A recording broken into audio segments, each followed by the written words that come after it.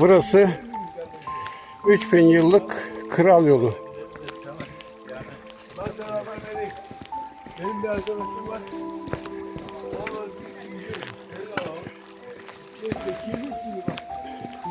Yani var ya şöyle 10 metre yerden koca bir bağ yapar.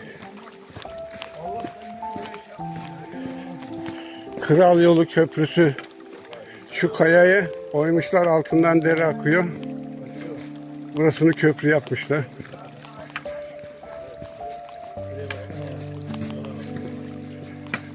İncir şeyi vereyim mi sana? Yok.